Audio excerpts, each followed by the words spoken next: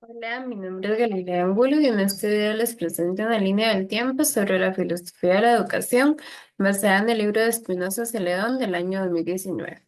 Vamos a conocer cómo ha evolucionado el pensamiento educativo desde la antigua Grecia hasta las corrientes modernas, pasando por grandes momentos como el Renacimiento, la Reforma Protestante y la Ilustración. Comencemos.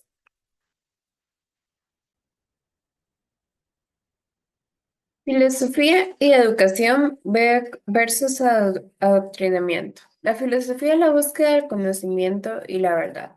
Cuando hablamos de filosofía de la educación, nos referimos a reflexionar sobre qué significa realmente educar, qué valores representa. En este momento es importante distinguir entre la educación y el adoctrinamiento. La educación forma personas críticas, libres y autónomas. El adoctrinamiento, en cambio, impone ideas sin permitir el cuestionamiento. Por ejemplo, cuando los reyes de la iglesia imponían lo que debían aprender sin cuestionar. El ejemplo más claro, Galileo Galilei, por demostrar que el Sol era el centro del sistema solar, a la iglesia no le gustó, ya que eso no era lo que ellos creían y obligaron al genio a morir encerrado. Por ejemplo, un sistema educativo que prioriza solo las calificaciones puede estar olvidando valores como la empatía o el pensamiento crítico. La filosofía de la educación nos invita a preguntarnos, ¿estamos formando personas o simplemente transmitiendo información? Por ejemplo, cuando una escuela prohíbe a los estudiantes cuestionar lo que enseña un libro, eso no es educación, es adoctrinamiento. En cambio, si se permite debatir diferentes puntos de vista, se está formando pensamiento crítico.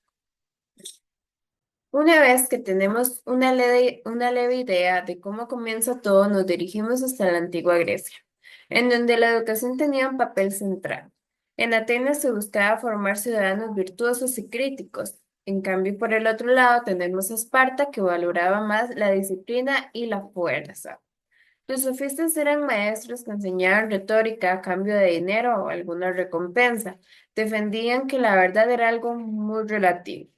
Esto llevó a ser criticados por Sócrates, el cual utilizaba su propio método. Continuamos el recorrido en la Edad Media. Durante la Edad Media, quien decía cómo se hacían las cosas era la Iglesia. Se enseñaba en monasterios y catedrales, con métodos muy memorísticos. El objetivo principal era salvar el alma. Santo Tomás de Aquino fue clave al unir la fe con la razón, usando la lógica para explicar los principios cristianos.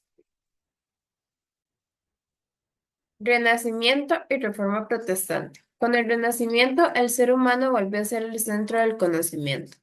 El arte y la ciencia y las ideas clásicas eran el centro de todo. Luego vino la Reforma Protestante. Martín Lutero impulsó la lectura a la Biblia y la creación de escuelas públicas. La educación comenzó a llegar a muchísimas más personas. La invención de la imprenta por Gutenberg permitió que los libros se multiplicaran y el conocimiento se difundiera mucho más rápido.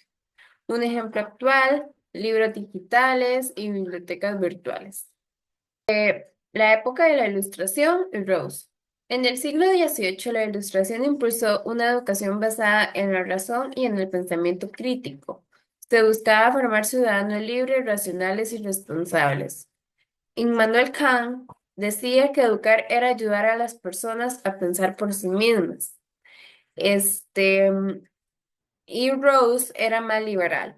Pensaba que cada quien tenía su tiempo, una manera de aprender más liberal. Esto influyó a la pedagogía moderna y en la idea de educar desde la infancia con amor y paciencia. Por ejemplo, en lugar de enseñar botánica en un aula, Rose hubiera ido y los hubiera llevado a un campo para que observe una flor, la toque, la dibuje y haga preguntas. Hoy esta idea se refleja en metodologías como Montessori y en la escuela al aire libre. La educación romántica y Froebel. Más adelante, en el romanticismo se destacó el valor de los sentimientos y la creatividad. Froebel Creó el jardín de la infancia. Se creía que jugando los niños aprendían mejor. La imaginación era fundamental en el aprendizaje. Esa visión dio más importancia a la educación emocional y artística de la niñez. Un ejemplo sería cuando un niño juega con bloques para construir una casa, está desarrollando habilidades motoras y especiales y creativas.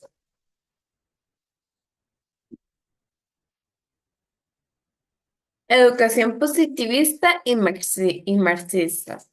A partir del siglo XIX surgió el positivismo. ¿Qué quería decir? Que para ello lo único que contaba con el conocimiento era el conocimiento científico. La educación debía ser ordenada, precisa y útil para la sociedad industrial. Por ejemplo, en muchas escuelas del siglo XIX se enseñaba con filas estrictas, reglas rígidas y exámenes orales y castigos. Hoy, aunque se han humanizado más los métodos, aún usamos la influencia cuando priorizamos las ciencias y las evoluciones y las evaluaciones estandarizadas. Aún usa la idea de Karl Marx. Proponía que que la escuela debía ser un espacio de transformación social. Paulo retomó esta idea y creó una pedagogía crítica que buscaba liberar a las personas de la presión. Un ejemplo claro sería una clase en donde los estudiantes analizan la realidad de su comunidad y proponen soluciones, o hasta el mismo centro educativo.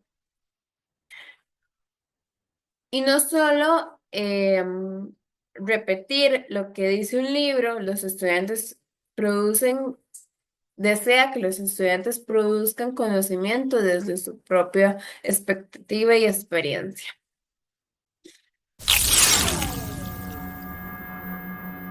A lo largo de la historia, la educación ha sido una herramienta poderosa para moldear sociedades, formar ciudadanos desde los diálogos de Sócrates hasta la antigua Grecia, pasando por la influencia religiosa de la Edad Media, el pensamiento científico de la Ilustración, hasta las propuestas revolucionarias de Rawls, Froebel y Paul. Cada etapa ha contribuido a lo que hoy entendemos como educación. Ese recorrido nos muestra que la educación no es un proceso neutro ni estático. Siempre ha estado en completo cambio a lo largo de la historia cuando un contexto histórico, político o hasta cultural de cada época. Hemos pasado de modelos autoritarios, dogmáticos, a visiones más humanistas, críticas y liberadoras. En la actualidad, la educación enfrenta muchos desafíos, a como pueden ser herramientas, la tecnología, la desigualdad social, el cambio climático y los conflictos culturales. Nos obligan a repensar la educación.